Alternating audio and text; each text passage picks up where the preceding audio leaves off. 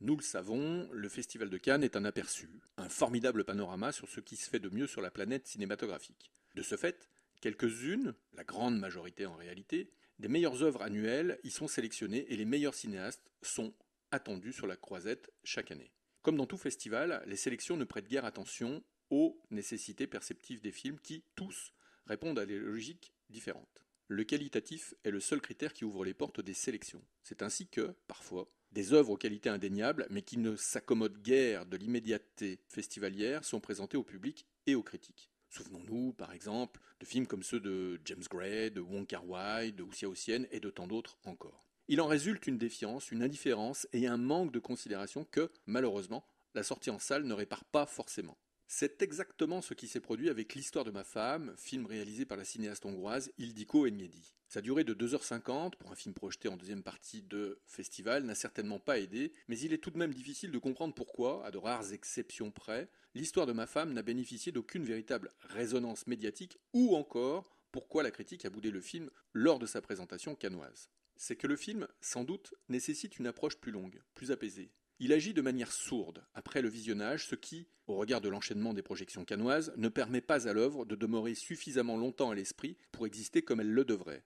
L'histoire de ma femme ne laisse cependant pas indifférent. Il se passe quelque chose que l'empressement du festival altère. Alors, le critique scrupuleux se doit de le revoir, de le réviser à partir d'une séance unique sur une journée, afin de laisser au film le loisir de nous hanter et ainsi de laisser de nombreuses ramifications esthétiques ou thématiques habiter nos esprits. Car l'histoire de ma femme est un objet filmique étrange. Son rythme, sa beauté plastique, les spéculations que les personnages invitent à produire sont autant d'éléments qui le placent dans une catégorie de films structurés autour de problématiques impossibles à résoudre de manière unilatérale. L'histoire de ma femme est un objet filmique qui résiste, qui ne se contente pas d'une seule et unique lecture. Il n'existe pas un sens, mais plusieurs. Pas une vérité, mais plusieurs. Car l'histoire de ma femme est un pari osé. Le film ambitionne, et il y parvient, de se développer au-delà de l'écran dans la pensée du spectateur.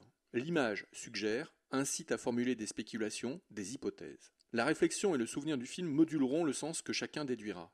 L'idée que chacun se fera du film résultera des observations effectuées pendant le visionnage et qui vieilliront dans notre esprit après la projection. L'histoire de ma femme est avant tout une rencontre improbable entre deux êtres que tout oppose.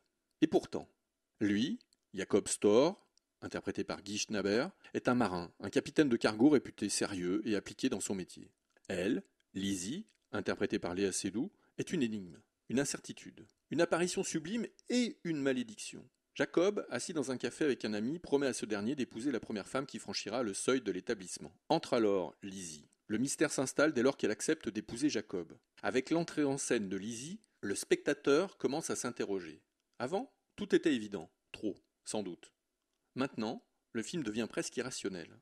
Première question, comment ces deux mondes vont cohabiter? Car ils sont complémentaires, personne n'en doute. La rigueur et le professionnalisme du capitaine répondent à l'insouciance et à l'oisiveté de Lizzie. Mais ils appartiennent à des mondes antinomiques. Alors qu'il est tourné par une femme, Ildikó Enyedi, le film ne trahira rien des pensées profondes de Lizzie. L'essentiel du film se devine ou se perçoit à travers le regard du capitaine sur le monde. Un regard changeant, un regard qui évolue au fil de ses découvertes, de ses réflexions, et surtout du constat qui s'impose à ses yeux au fil du temps. S'il peut surmonter les aléas de sa vie professionnelle, il lui est impossible de dompter ses sentiments conditionnés par les actes d'autrui, et en l'occurrence, ici, dans le film, de sa femme. Autrement dit, l'histoire de ma femme prend rapidement des allures de fable existentialiste. Lizzie est un prétexte thématique, une surface sur laquelle se reflètent les doutes qui envahissent Jacob.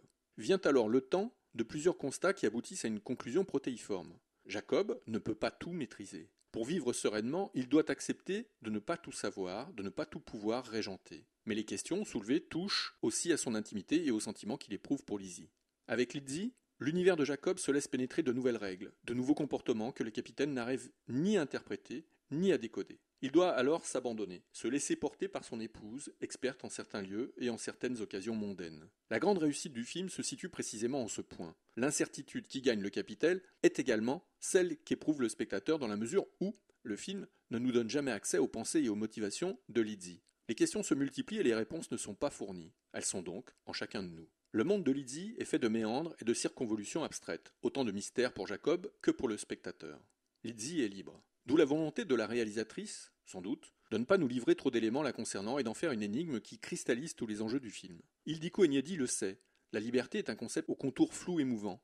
La liberté n'est pas quantifiable, elle ne se mesure pas. Lizzie est donc une allégorie, sujette à interprétation, puisque le personnage correspond très exactement à cette idée parfaitement retranscrite par Léa Seydoux, Guy Schnabert et la réalisatrice Ilnico Enyedi. La liberté n'est pas chose acquise, mais la liberté est chose qui se conquiert au quotidien.